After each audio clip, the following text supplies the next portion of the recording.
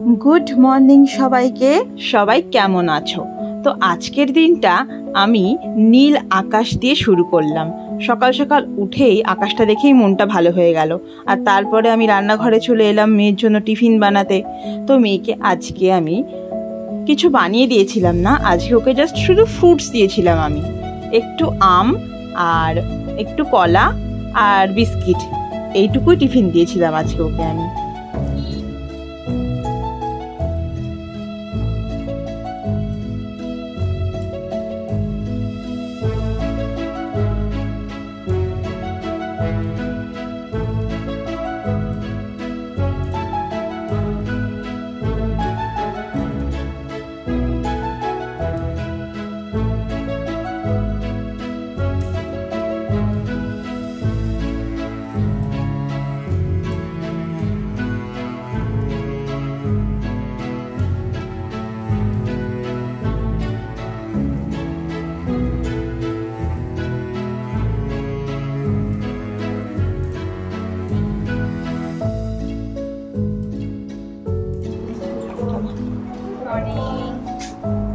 Good morning বলো। Morning আভিয়া।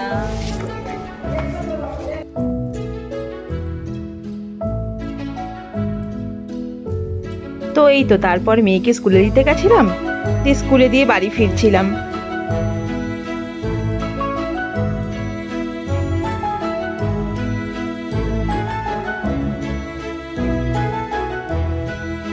সকালে ছিল একদম ঝকঝকে রোদ, সুন্দর ওয়েদার, আর বাড়ি এসে কিছুক্ষণ পরেই বৃষ্টি শুরু হয়ে গেল। মানে ভীষণই বৃষ্টি হচ্ছিল আর কি তখন।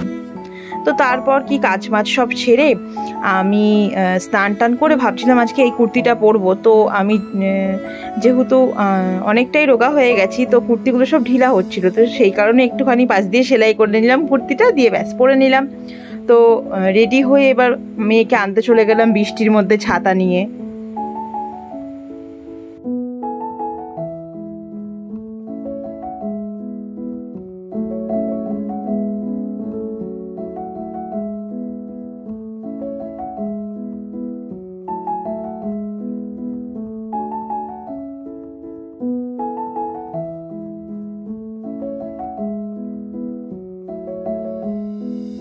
তো মেয়েকে নেওয়া হয়ে গেছিল, এইবার বাড়ি ফিরছিলাম মেয়েকে নিয়ে। বৃষ্টি পড়ছিল তখন। তো বাড়ি এসেই মেয়েকে আগে ফ্রেশ করিয়ে স্নান টান করিয়ে তারপরে আমরা খেতে বসে পড়লাম। আজকে মেনুতে ছিল ভাত, থোর ছেচকি, বাটা মাছের ঝাল, পমফ্রেট মাছের ঝাল আর ডাল। তো তারপরে খাওয়াটা হয়ে গেলে মেয়ে একটু ড্রয়িং করছিল বসে বসে।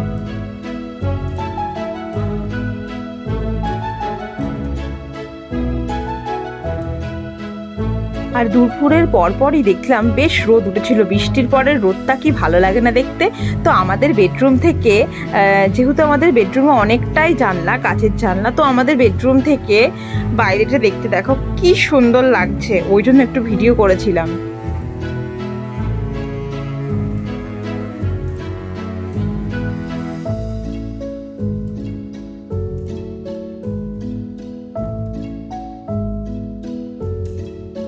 তারপরে আজকে দুপুরে আর ঘুমোইনি। তো হাজবেন্ড বলল যে একটু চা নিয়ে আসো গরম গরম। তো এই তো চা নিয়ে আমরা ছাদে চলে এসেছিলাম। ছাদে একটু হাঁটা চলা করছিলাম, আর তার সাথে প্যাবলো একটু খেলা করছিল।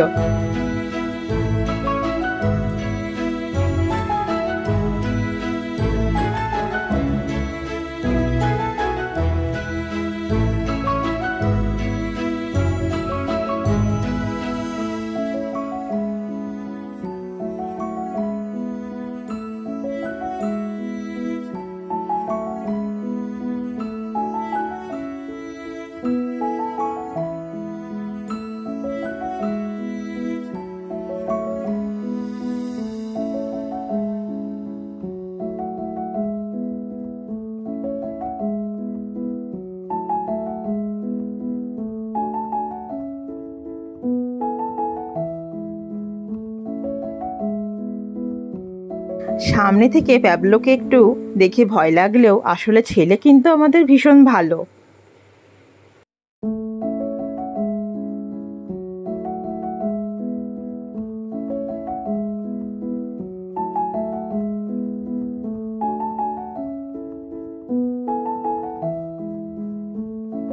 আর প্যাবলো লিডার সাথে খেলতে খুব ভালোবাসে, আর লিডাও খুব ভালোবাসে খেলতে। ওর সাথে খেলা হলে আর কিছু চাই না।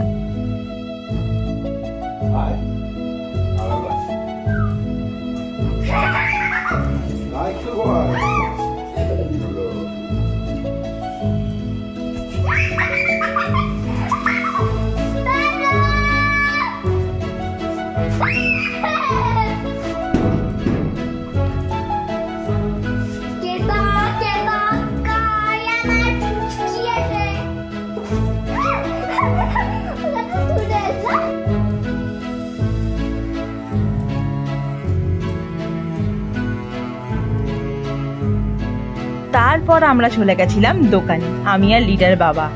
দোকানে গিয়ে আজকে রাতে ডিনারে একটা স্পেশাল আইটেম বানাবো, তো সেই জিনিসগুলো কিনতে গেছিলাম। আশা করি কেউ গেস করতে পারছো যে আমি কি রাতে বানাতে চলেছি। তারপরে চলে গেছিলাম মাংস আনতে। মাংসর দেখো চিকেনের পিসগুলো আমরা প্রায় 160 গ্রাম মতন করে পিস করেছিলাম। তো এবার বুঝতেই পারছো নিশ্চয়ই আমি কি বানাতে চলেছি। হ্যাঁ, ঠিকই ধরেছো, আমি বানাচ্ছিলাম রাতে আজকে বিরিয়ানি। তো আমি যেভাবে ইউজুয়ালি বিরিয়ানিটা বানিয়ে থাকি সেটা সম্পূর্ণ স্কিপ করে তোমাদের দাদাভাই বললো যে আজকে তুমি একটু ব্যারাকপুর স্টাইলের বিরিয়ানি বানাও না। তো হাতে আছে ইউটিউব, না তো বলার উপায় নেই। তো ইউটিউবে দেখে আমি ব্যারাকপুর স্টাইলের বিরিয়ানিটা বানাচ্ছিলাম। তো দেখো, প্রথমেই আমি আগে সাদা তেল কড়াইয়ে দিয়ে তাতে ঘি দিয়ে পেঁয়াজটা আমি ভালো করে ভেজে নিয়েছিলাম। আর পেঁয়াজটা ভাজা হয়ে গেলে তাতে আমি 1 চামচ হলুদ গুঁড়ো, 1 চামচ কাশ্মীরি লঙ্কার গুঁড়ো আর একটু লবণ দিয়ে জল ঢেলে দিয়েছিলাম। দিয়ে জল ঢেলে দেওয়ার পর একটু ফুটে উঠলে জলটা, তাতে আমি আলুগুলো দিয়ে দিয়েছিলাম। তাতে সুন্দর একটা ভালো বেশ কালারও আসবে আর আলুগুলো খুব সুন্দর বয়েল হয়ে যাবে। ও তার সাথে কিন্তু 2 ফোঁটা মিঠা আতর দিতে ভুলবে না।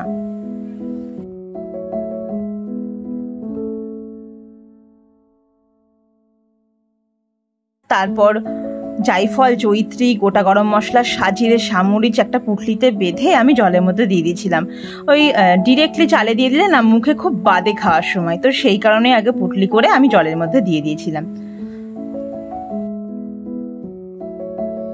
তারপরে দেখো আলুটা বেশ সুন্দর বয়েল হয়ে একটু এলে আমি আদা আর রসুনের কিন্তু জুসটা দিয়ে দিয়েছিলাম বের করে।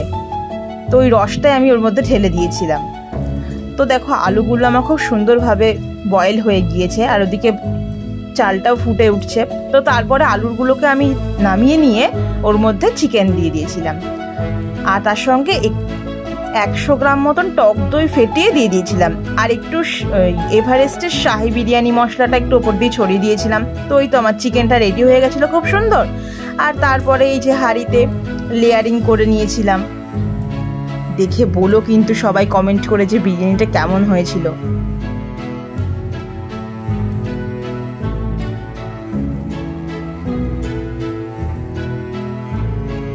তো এই তো তারপরে আমি লেয়ারিং করে নিচ্ছিলাম। প্রথমে মাংস একটু গ্রেভি দিয়ে ভালো করে, তারপরে রাইস দিয়ে, আর তার মাঝে মাঝে অল্প একটুখানি শাহি এভারেস্টের বিরিয়ানি মশলাটা ছড়িয়ে দিচ্ছিলাম। আর তার মাঝে ফুড কালার আর মিঠা আতর দিয়ে আর দুধ দিয়ে একটা বানিয়ে রেখেছিলাম, তো সেটা একটু ঢেলে দিচ্ছিলাম রাইসের মধ্যে। আর একটু কিপটেমি না করে আমি ঘি দিয়ে দিচ্ছিলাম ভালো করে। তো এই তো বিরিয়ানিটা হয়ে গেলে পরে স্টিমে বসিয়ে রেখেছিলাম শিলনোড়া দিয়ে 10 থেকে 15 মিনিট। আর তারপরে আমি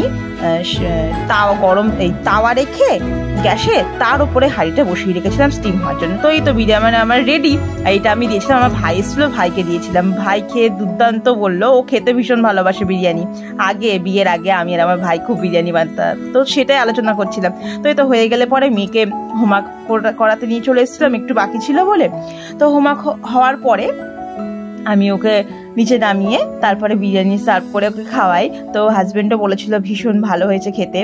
হাজব্যান্ড জেনারেলি সব বিরিয়ানি পছন্দ করে না, একটু মশলা হয়ে গেলে বা একটু গন্ধ বেশি হয়ে গেলে মিঠা আতরেও খেতে চায় না। তো এটা খুব ভালো হয়েছিল বলছিল আমাকে। তো এই তো আজকের ব্লগটা এইটুকুনি। সবাই জানিও আজকের ব্লগটা কেমন হয়েছে। সবাই সাবধানে থেকো, সুস্থ থেকো। পরে একটা ব্লগে আবার দেখা।